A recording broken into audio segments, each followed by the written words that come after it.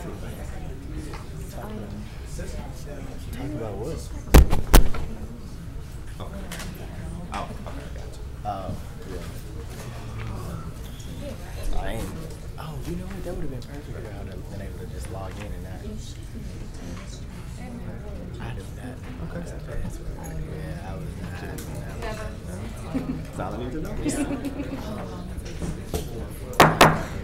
The meeting of the Shreveport City Council has not been called to order. We will have my good friend, yes sir, you, Real Mouse to come up and do the prayer. And we will have Ms. Lavette Fuller to lead us with the Pledge of Allegiance.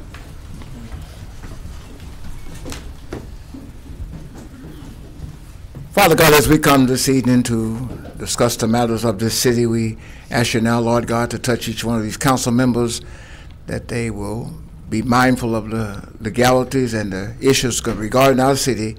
Give our mayor a covering and be with us all in this matter of the business of the city of Shreveport. In the name of Jesus, amen. Amen. Let's face the flag and join me in the Pledge of Allegiance.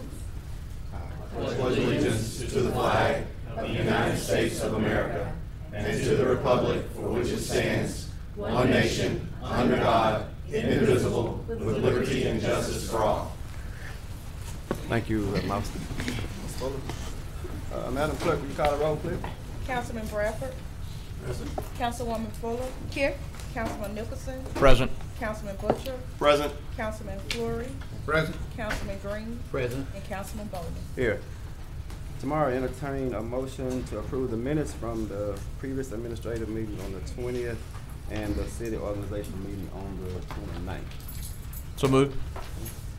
Does any council member have any awards or recognitions at this particular time? Seeing none. All right. And if you have any questions, make sure y'all raise your hand, because Mr. Bradford is button is out. Button is out. Okay. Just raise your hand, let us know. Thank you, All Mr. right. Chairman. Mayor Perkins, do you have any awards, recognitions, or distinguished guests at this time? Sir? No. You know? Yeah. All right. Mr. Green, anyone have anything? I'm sorry, Councilman Fleury. I was going to give the mayor a chance. Please. On behalf of the city, I'd like to express our condolences and our deepest sympathy to the passing of Ronnie Hammond's spar. That's right. We're Yes, sir. praying for his family. Yes, sir. All right. Anyone have anything relative to property standards for Mr. Green? Seeing none, we'll probably catch you later. Yes, sir. Thank you. Ms. Jones, you sent out a, Shreveport sent out a revenue collection plan earlier, am I correct? Yes, sir, this morning. All right. And we have our surety bonds out. Yes. Yeah, I have a report. I'll pass around. All right. No public hearing at this time. Ms. Jones, will there be any legislation added tomorrow? Not that we are aware of, sir. Okay. We have anyone request to speak? No? Yeah. Chairman, can I speak really quick? Sorry, I thought I would have another. So first of all, I want to wish everybody, our audience members as well, a happy new year, and to the council as well. Looking forward to working with you all over the next couple months, next couple years, sorry. And Councilman Fleury already pointed out, we lost Mr. Ronnie Hammond, who served the city for 25 years. So that was a big loss to the city of Shreveport. And I'd like to take a moment of silence, actually, if it's okay with you, to acknowledge his memory and the service that he gave to the city.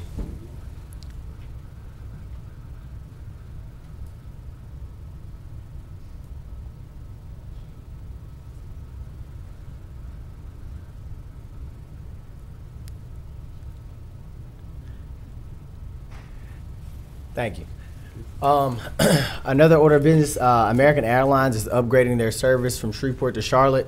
We're going to have a larger carrier that's going to take an additional 1,000 seats going between here and Charlotte. So that's a plus for our community. I'd like to encourage everybody to continue to support American and our airport so that we can continue to get better services out at our airport. Last thing I just want to address, Mr. Chairman, moving forward, the department heads, I want to make sure work session is very thorough so that the department heads that need to be here can be here for the actual council meeting tomorrow that we're preparing for. I'd like to have, I know previously all department heads are present for the council meetings, but I like to allow them to be able to work during the council meetings if they aren't needed here. So just want to put that out to the council. All right, sounds good to me.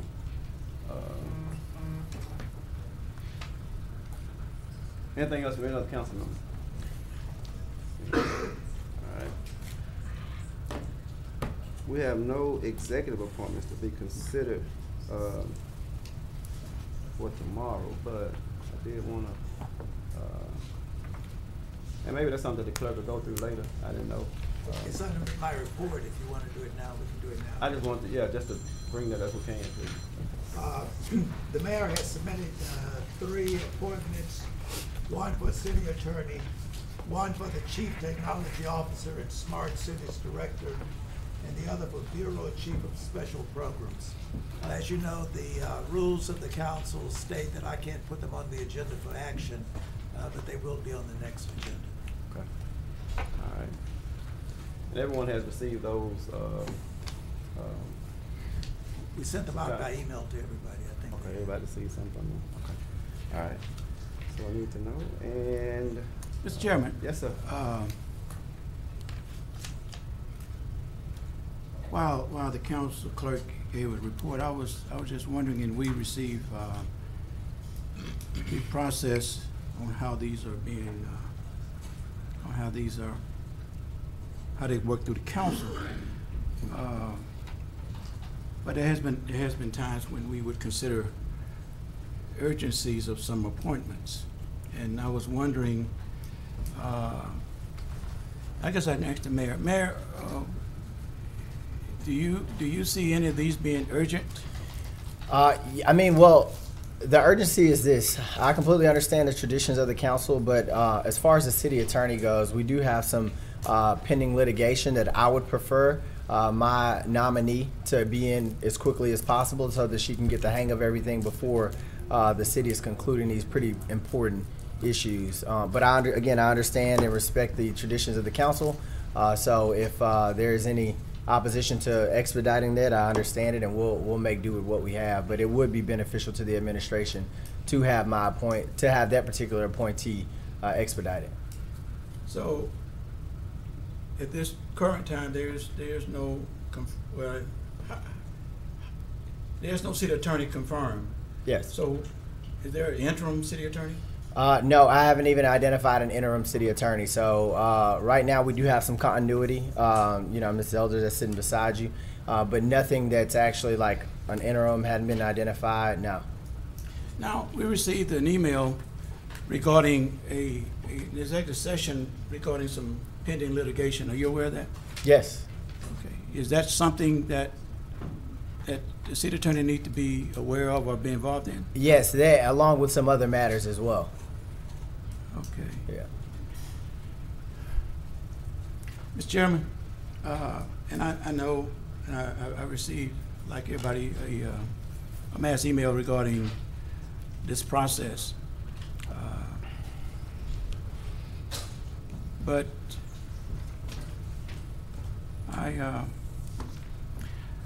I feel that this body is, whereas we, the legislative body, we have to make these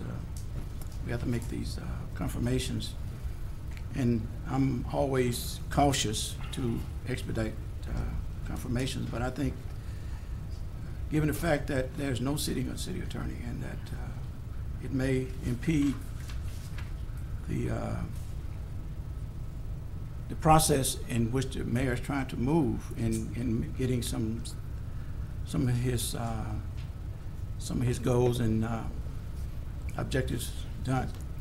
Just for the record, I just want to say today, and the decision will be made tomorrow. That tomorrow, I will make a motion to suspend the rules to take up any one of these individual recommendations for appointments. So, it may or may not, but I just think, given the urgency of some of these, and delaying it 2 weeks may cause some impediment. We received notification, and I think we have time to actually vet these appointments, but I think we received notifications at least 2 or 3 weeks ago who he had planned on utilizing some of these positions, which I think has given us time to review these candidates. But I think at the same time, for the interest of the mayors and moving at a pace that he can be comfortable with, I will be making a motion to suspend the rules to at least consider confirming several of these guys that's been recommended. When you say Go ahead. when you say several or just for the city attorney? Which Well, one I think if we suspend the rules, then I think we can look at individually who we feel is urgent, that we feel that it can move forward with the mayor. Okay. I mean, I don't think we ought to suspend the rules and do a blanket confirmation. I think we need to take up each individual. And that would occur tomorrow, Mr. Chair. Yes, sir. Councilman Fleury. Members of council, you are well aware, and I don't have to make you aware of it, but the city attorney also works for the council. And I think it would not be prudent on our part to slam dunk this appointee as city attorney without proper vetting, because the charter provides for that. As I remember, Councilman Bradford 4 years ago had concerns about the city attorney, and he was right. He was very right. And so I'm just saying we need time, because this employee also, city attorney, represents us. And so I would hope that you would vote no on that motion to suspend the rule. Mr. Chair. Okay. All right. Vice Chairman, and then Councilman Butcher. Mr. Chairman, like Councilman Fleury, I have concerns about suspending the rules to provide for immediate confirmation of the appointees received last week. I fully anticipate that the 3 nominees will be confirmed, but the delay between formal appointment and confirmation affords citizens an important opportunity to express their views concerning nominees. It ensures the council's careful and reasoned deliberation, and in my view, it shouldn't be dispensed with absent an emergency not present here. I will say, with respect to the city attorney, a colleague of mine in the bar, that our mutual friends and colleagues uniformly praise her integrity and work ethic, and I have no reason to think that she will receive other than a unanimous vote to confirm by the council, but I think the process is important, and so I will vote against a motion to suspend the rules tomorrow. Thank you. Thank you, Councilman Nicholson. Councilman Butcher. I agree in theory with both Councilman Fleury and Councilman Nicholson. I believe that the charter provides for a 2-week period. I believe that we should look at that. I have nothing, and in fact the mayor and I had a conversation about this, I have nothing against any of his appointees. However, I want to make sure that the public and our constituents have a chance to vet and ask us questions. The only question that I have, and I asked the mayor this and I'll ask Mr. Thompson this, the new position that's being created, does the council need to create that position, or is this gonna piggyback on the IT position? How's that work?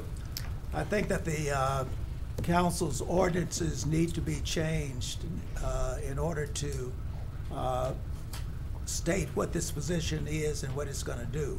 Now, I don't know that it's absolutely necessary for that to be done before the position, the person takes a position. Okay. But it is something that needs to be done as quickly as possible. Yeah. Mayor, And council, yeah, I was gonna say, I can elaborate on the position. It's so we're creating a position and title, and some duties are gonna come along with it. But as far as any budgetary constraints, we did not create any. We're not expending any additional funds. As a matter of fact, we're gonna be saving funds because the chief technology officer is assuming the role that was previously the IT director. They'll be over the IT department, but not only tasked with the IT requirements, but tasked with more strategic technology initiatives as well. Formerly the IT director, is going to move down to that deputy position that was previously, no one was in it. Okay. So there is no additional budgetary ask for this position. As a matter of fact, we've lowered the cost out of the leadership within the department. So no, we're just changing title and responsibilities to be more in line with my vision for Shreveport. Right, and I agree 100%. I agree with the position, just for the record. I just want to make properly. So if that's something that Mr. Thompson feels like, or the city attorney feels like, that we need to go ahead and create this position, let's do it and have it ready for 2 weeks. I mean, does that make sense to everybody else? It's really a new function. It's not a budgetary Right. issue. It's a new function, and the charter says that the council can create new functions. So this would be a new function, and that would be the reason to amend the ordinances in order to get it done. Thank you, Mayor. Yep, thank you. Councilman Bradford? Yeah, but I just want to follow up and again, I'm not to be debatable, but I just want to say that when we came on board 4 years ago, the previous administration was in place.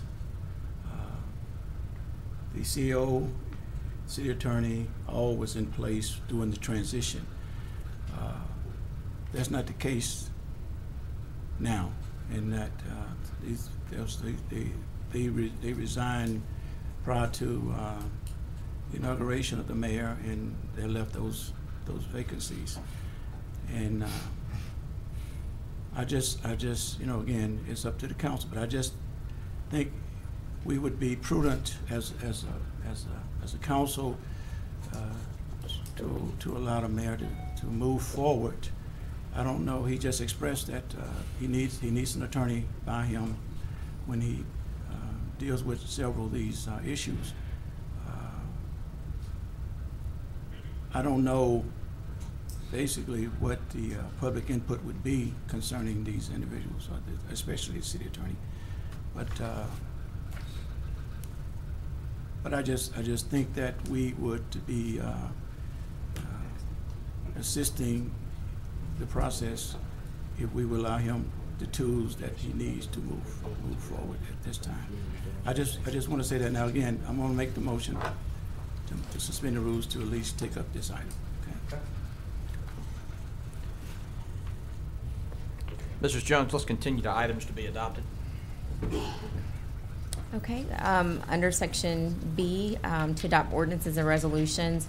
Resolution 1, authorizing the city of Shreveport, Louisiana purchasing agent to reject all bids received for annual battery bid for the city of Shreveport, IFB number 18-57. Resolution 2, authorizing the institution of expropriation proceedings against certain described property within the city of Shreveport. Okay, I'll continue. Please. Resolution number 3 is authorizing the mayor or his designee to apply for an international airport designation for Shreveport Regional Airport. Resolution number 4 is authorizing the execution of a cooperative endeavor agreement with the African American Celebration Corporation. But, Mr. Chair, Vice Chair, let's go back. I'm sorry, I was thinking these was together, but no, they're separate. Resolution number 3. Mayor, can you elaborate on that? What's your thinking on this? Yeah, so with the designation of an international airport, we'd be symbolically showing that we are open for business internationally and be able to actually, in practice, bring in more international cargo to our airport, hopefully in the long term, as we've seen in cities like Tallahassee, Florida, and other areas that have pursued this. In the long term, they've been able to get more flights to come to their airport and make their airports more of an asset and lower ticket prices and increase the routes from their airport as well. So the two big concerns of Shreveport citizens are the prices and the routes. This is a way that'll help us get to that end, to help them out. So the designation would be disseminated through the system? Yes, yep, and attached to that designation would be a marketing campaign as well. So I've already been speaking with the airport director about how we roll that out. And we've been speaking to the FAA as well, and we're primed to be approved for that designation. But after we get the designation, we'll have to, again, change the airport, the signage, and have a bit of a marketing campaign attached. International airport. Mr. Butcher. Just what are we looking at cost to do this? Do we have any idea? The airport, no. I know they fund themselves pretty much, right? Yeah, they do. Yeah, and I mean, none of the general fund dollars can actually go over to the airport. To the airport, so right. yeah, so the airport will be handling that cost, and he doesn't think it would be anything absorbent in it at all. Okay. I spoke to him. We talked in depth. We had a meeting last Friday morning, so we can get you those numbers. I just was curious. I didn't think it could come out of the general fund, Yeah, but I no. wanted to make sure. So you see our first opportunities would be cargo, you think? Yes, yes. I think our first opportunities would be cargo, just because how, centrally located Shreveport is. Yeah. I always felt that, I think we discussed it at the previous council, that being a region located like we are, to go into Dallas, Fort Worth, or any other surrounding area, these big Houston and Dallas, you can come into Shreveport and pretty much freight something on a truck. Yeah. Before you can get out of Dallas, Fort Worth. And even if it's cargo and not passenger, I mean, as you know, every time a plane lands at our airport, we collect fees from it. So, again, it'll help make the airport more of an asset to the community. Okay. Thank you, Mr. Chairman. All right. Anyone else? All right. So, where are we? Introduction of resolutions. Have she done? Section C, or introduction of ordinances. Ordinances. Okay. For ordinance number 1, suspending the effects of certain sections of the Code of Ordinances, City of Shreveport, Louisiana, specifically provisions in Chapter 10, Chapter 62, and any applicable provisions of the Shreveport Unified Development Code relative to allowing alcoholic beverages and open containers at Mardi Gras parades.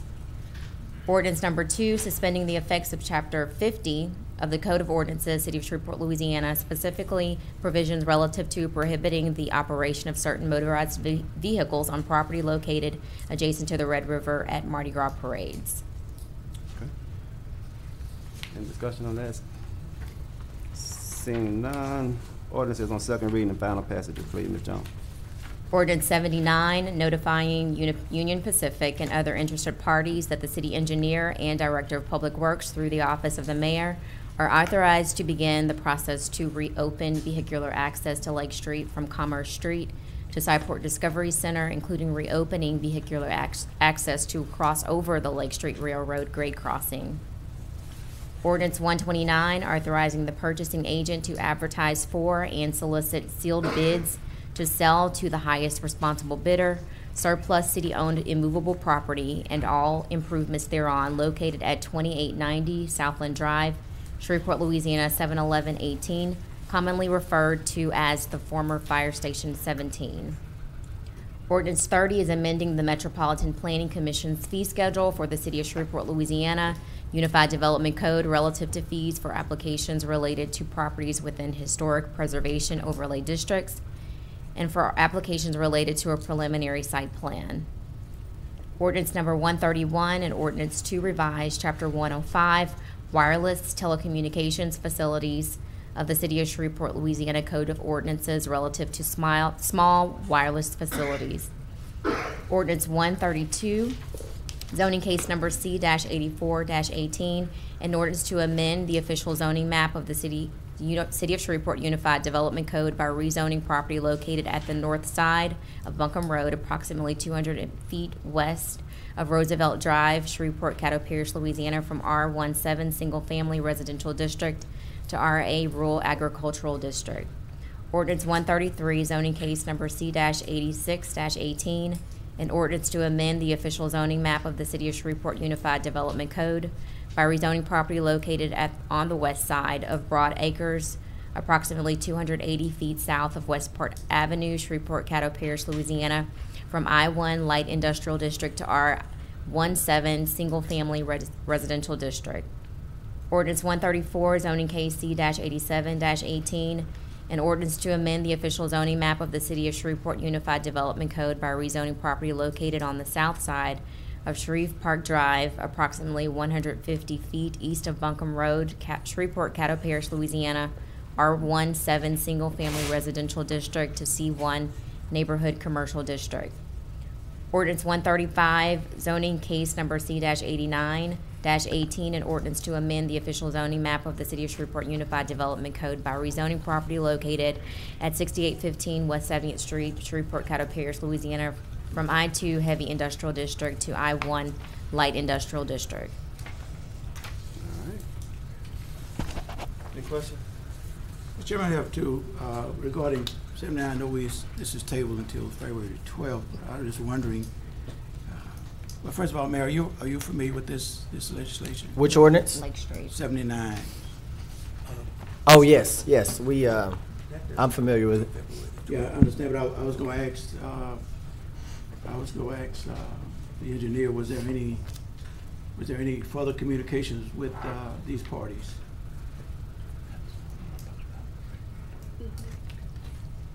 Mr. Chairman, while he's coming, just so the council will know, that's been postponed until February the 12th. As you know, the notice of intent to the railroad companies is the official process that we're going through.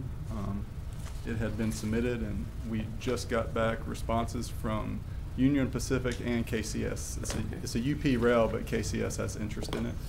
We got the UP response Friday and the KCS response today, and they requested a little additional information.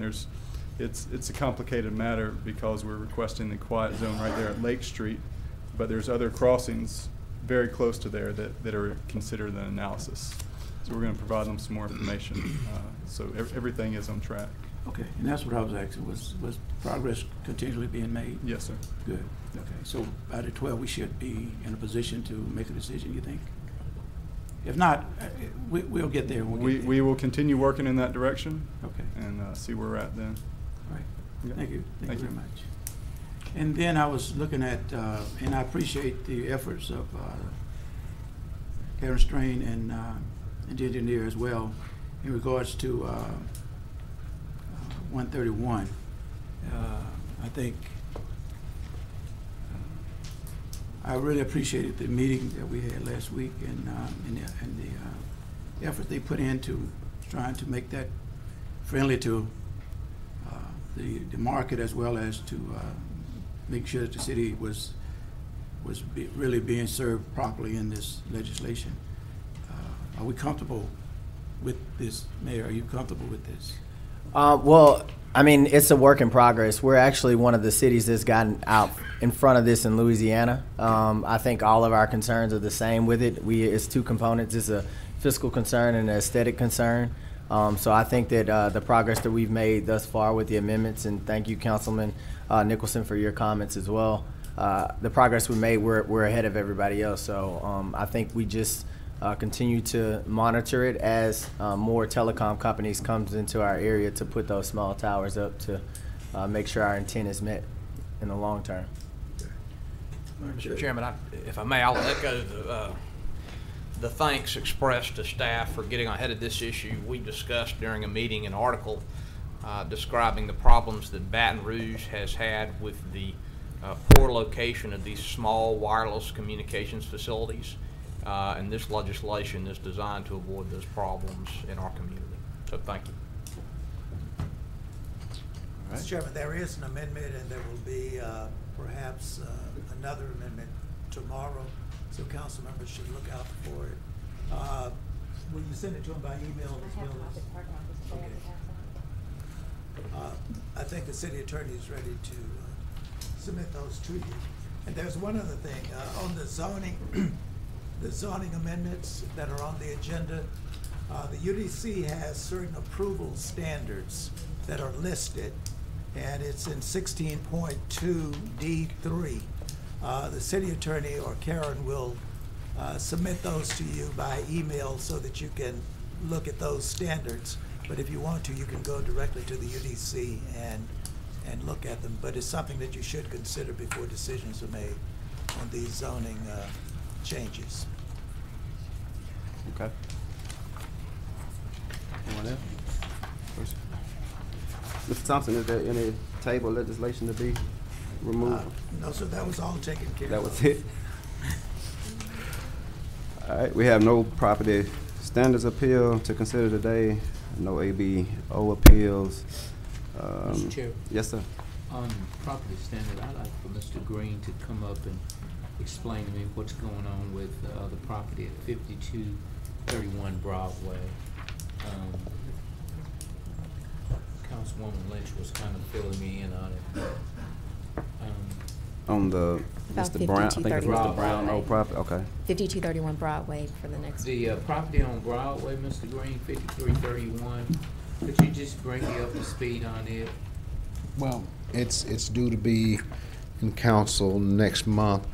I did talk to the owner today, just so happened, and she will be at the office tomorrow.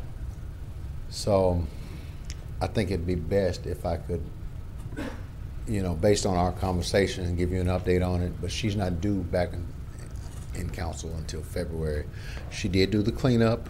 The structure is secured. And now I just need to know if she's going to transfer that over to her son, or if she's going to go ahead on and do the rehabilitation herself. Okay. I'll get with you after the meeting. Okay. Thank you. Thank you, Mr. Chair. Yes, sir. Thank you, Mr. Green. And Mr. Green. Are there any other appeals, Mr. Thompson? None. Are there any reports from officers, boards, or committees? I guess I can say that I do have those set up, and you should have them either this evening or first thing in the morning. I'll get them to Jack, and Jack can send them out for the committees. Yes, sir. Okay. All right. And did I take away your clerk's report? Or? I do have a couple of items. Okay. Mr. Chair. Yes, sir. We've already talked about the mayor's appointments. The next administrative conference will be held on Friday, January the 18th. That's because of the MLK holidays, which will be on that Monday. Can't hear. The next, executive session will be on Friday, January the 18th, because of the MLK holidays. And so, Sharika, if possible, we'll need to get items in sooner so that we can get them on the agenda. Yes, sir. Also, the city attorney has asked for an executive session, city attorney's office, rather, has asked for an executive session to consider, for them to give you an update on two matters. Both of them concern Grigsby and Associates. One is in federal court and the other is in district court, state district court. So if the chairman agrees, then we will meet in special session tomorrow, immediately after this meeting at 4 o'clock, or immediately after this meeting, whichever occurs first, the regular meeting, and discuss those matters. It should not take very long, but we'll ask you to go into executive session. Sounds good. That's it. All right. Everyone's in agreement with that.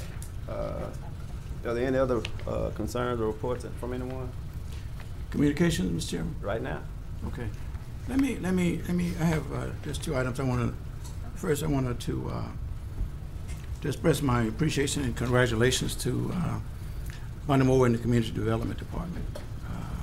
Southern University had a press conference today with Blue Cross Blue Shield, where through the efforts of the collaborative effort of the city and Southern University, Blue Cross Blue Shield awarded Southern University $300,000 grant to help with their kitchen incubator, which again the city was very much involved with that. It was a very inspiring presentation. It appears that partners are coming forward. The mayor was there, made comments, so all that was good. And I just wanted to congratulate Bonnie and just say, you know, let's keep up the good work in that department. And then additionally, there's a lot of infrastructural work going on. And I know you've been called by your constituents as well as I have. Mike Woods, is Mike Woods available?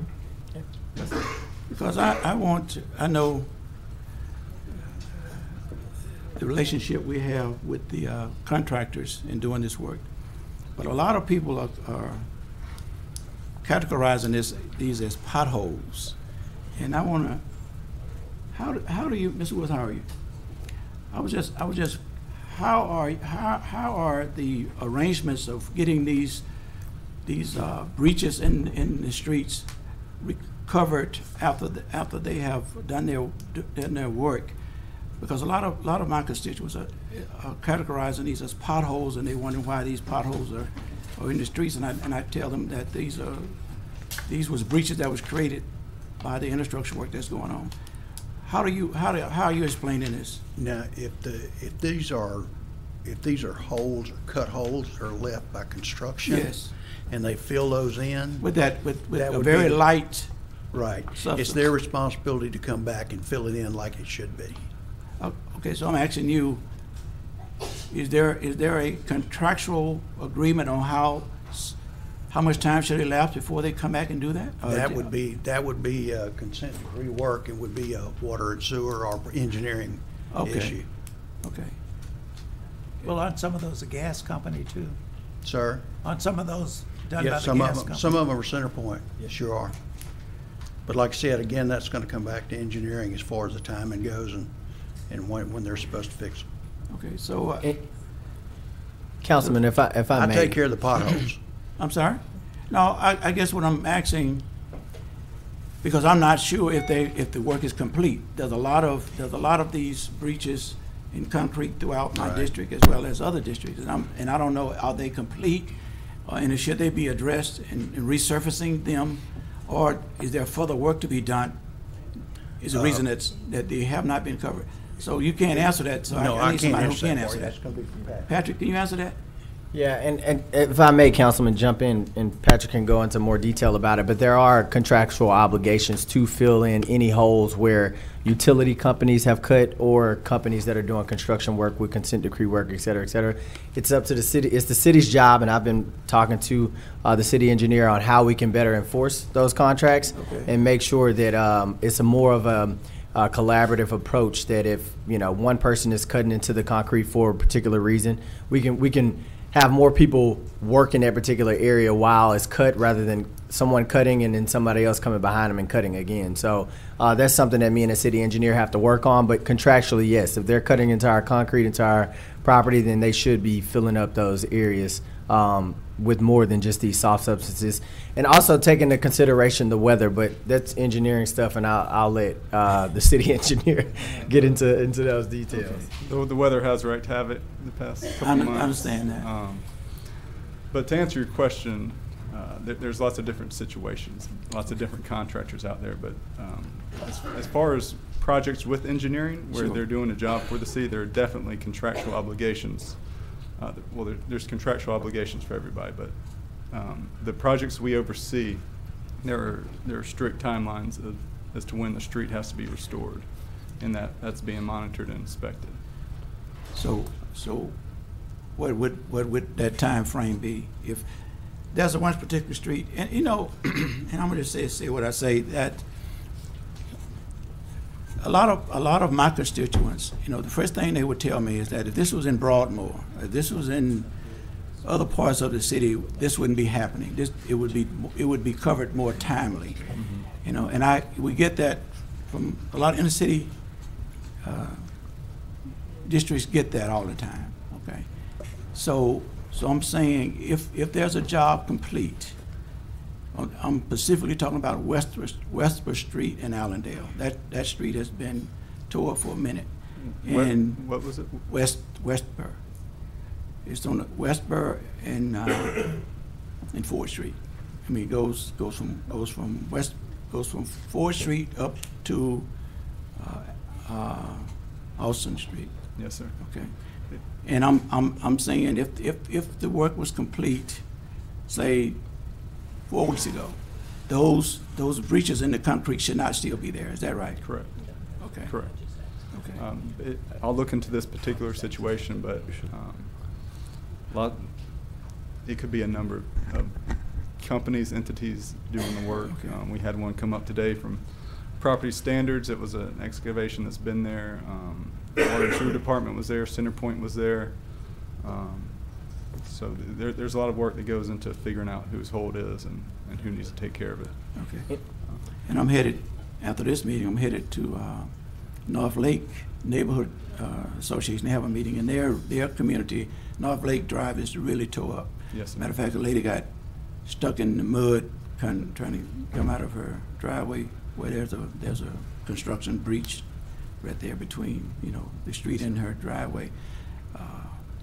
So I just need to know how to respond. Yeah, and we're constantly working on improvements with the private utilities like the gas company and the fiber optic companies. Okay. The city has a long way to go, but we are working on that now and trying to make improvements. Okay. So I usually go through the council office to make these inquiries, so and I still would do that, because I debate people all the time about how I manage my district, how I manage even my my day job in that. I said that I've only had a hand in hiring one person, that was Arthur Thompson, and I don't want to get into another lane where I'm trying to direct the mayor department head to do their job. So I have Art to make sure that he confer or refer whatever projects or whatever requests for service I have to the proper department or to the proper department head. So, and I'll continue in that vein, but I'm gonna do more just so that we'll know that these especially these pothole / breaches that was developed by somebody else is done in a timely manner. Yes, sir. Okay. Councilman Bradford, could you I'm yield? sorry. She had, wait a minute. Finished? Councilwoman Fuller had a question. Gentlemen, too. I have a question for you. It's about records. Do you maintain records of your projects as they're going? Both of you. Are y'all maintaining records of completion, like start to finish, of different projects, like the ones that are being mentioned by Councilman Bradford?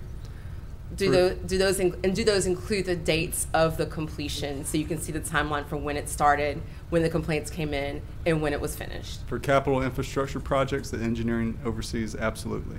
Okay, what about these other issues as things arise and something gets opened up and then it needs to be closed up? Do y'all have any sort of record of that? Such as with a private utility, very Yes. limited, if anything. Is that a mechanism that you think that we need? Yes, we're working to make improvements on that now.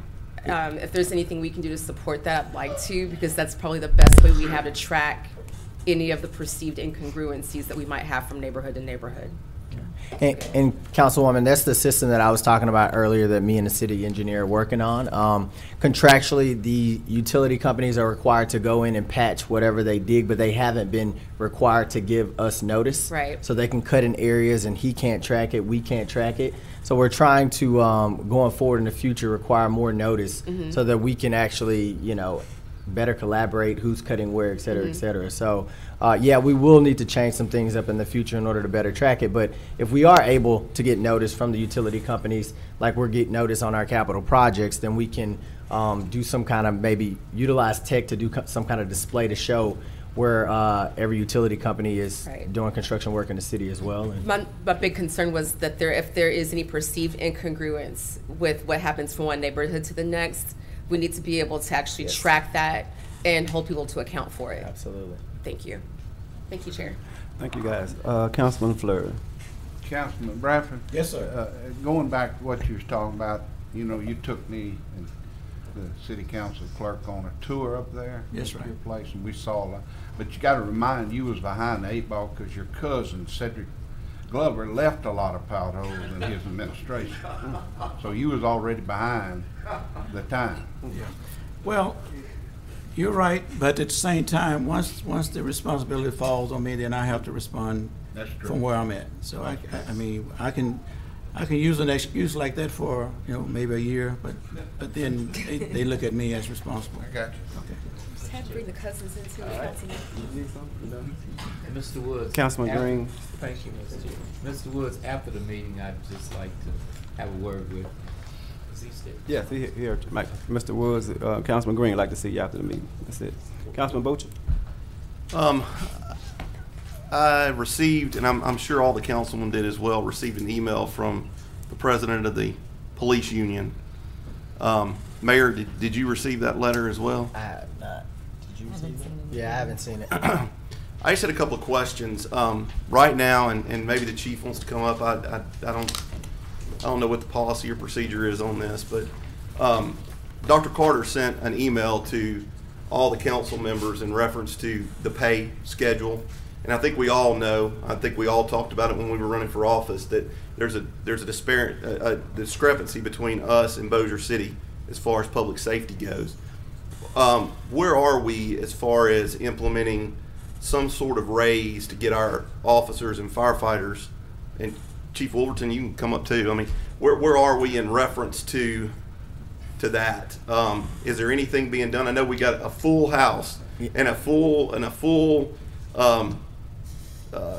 dance card on everything that we're doing right now, but I do, I ran on this, I think a couple of us did, that to get from point A to point B, we have to get the crime under control, which it looks like things are going well.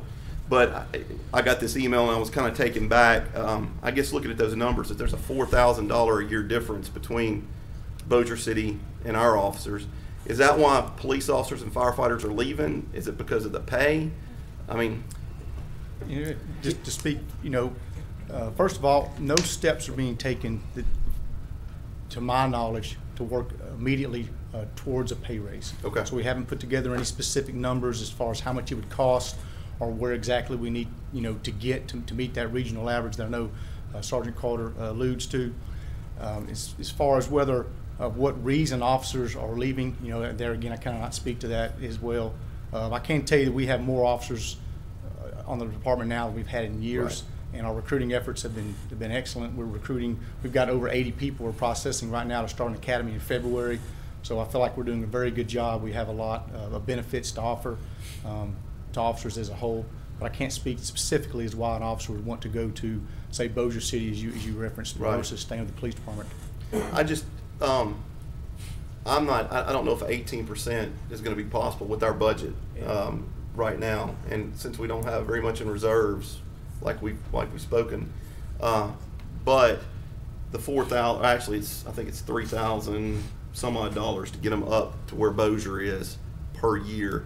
If that could be a benchmark for us to start looking at in this first quarter to try to get our firefighters, police officers, I'll even go a step further, even city marshal, up average, it would be nice. And I don't want to take away from anything that you have to do operationally, but if there's some way that we could dig into that budget and look and see if we can get that up a little bit. And I don't know what the retention problem is. I mean, I'm sure y'all do. If they leave, y'all do an interview of them, right? Asking them where they're going and why they're going. I mean, that might be something that we could look at. And it's if pay is the issue, then we really need to start in this first quarter looking at trying to get the pay up, because I'm of the firm belief that if we're going to get things turned around, we're going to have to get our crime issue under control. And I know that's one step of your campaign was as well. Yeah, no, it is. I'm 100% in line with you as well. And, you know, Chief Raymond can speak towards the morale and the incentives of the officers, and so can Chief Wolverton. But it's going to be up to us to make sure that we can meet that benchmark. We fell in on a budget that, you know, a lot of us didn't pass. So it's going to be up to us to start looking at some decisions very early on at how can we best serve our police officers that's out there protecting us every day. Well, I just feel like firemen as well. I feel like that in this first quarter we should get together and try to figure out a way to at least get them up to what Bossier City is, where we can compare apples to apples. Because, you know, when I was the fire chief at Fire District 5, we worried about losing our firefighters to Shreveport because of the pay, and now I think we may be going the opposite direction. That fire districts may be making more money than our firefighters are.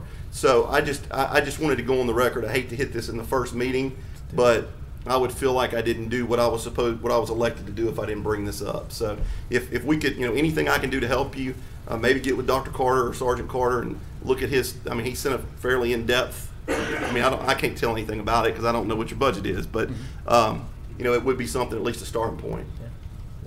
Sure. Okay. Thank y'all. Appreciate it. Let me follow up on real quick, because I want to be clear that while we may not be at the regional average, how do you view our service, firefighter service and police service in this city? Oh, that's great. Second to none. We have excellent service, excellent officers, and we while have a good benefits package. While pay is certainly a part of life and equation, you don't see it as being a detriment to giving quality service in the city. Pay does not affect the service that the officers are giving. Could we pay our officers more? Yeah, I don't think that you could put a monetary amount on what a police officer is worth. So I think any agency internationally could say we could pay our officers more. Sure. But I don't think that we are lacking police service because of pay. Okay, thank you, sir. And I didn't implicate that in any way. Certainly. I'm just, all I'm doing is trying to get us up to where we can be competitive with other markets as far as recruiting, and because we already have the best of the best, we might as well keep the best of the best. Yes, sir. All right. Thank you, too. Yes, sir. Councilman Green. Mr. Mayor.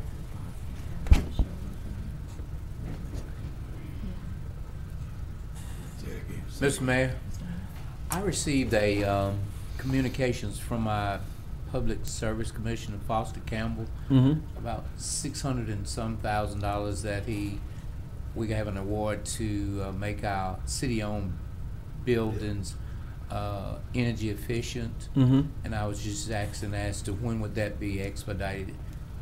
You're familiar with the that? energy grant? Yes, I spoke to Shelley Regal of SPAR this morning about it. You're asking like implementation timeline? Yes, sir. I'm pretty sure they're going to start rolling it out immediately. I don't know how long it is going to take. Is Shelley in the room? Yes. She is. Yeah.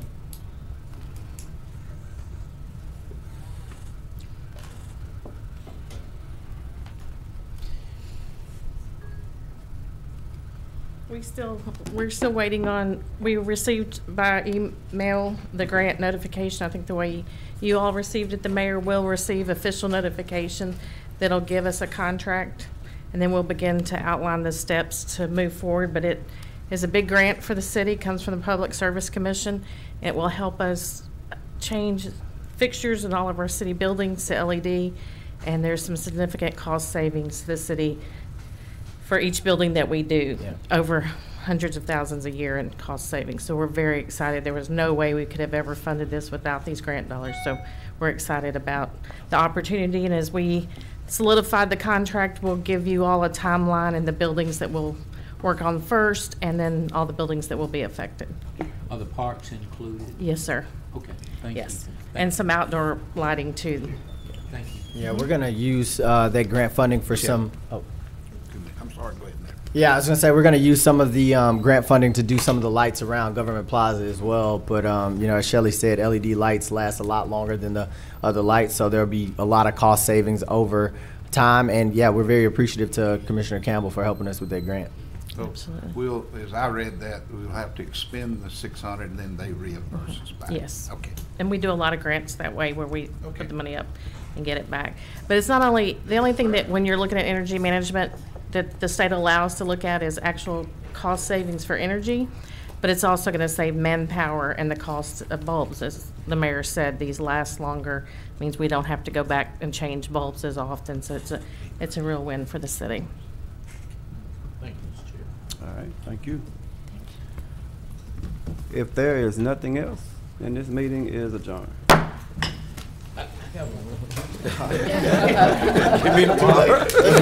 Too late.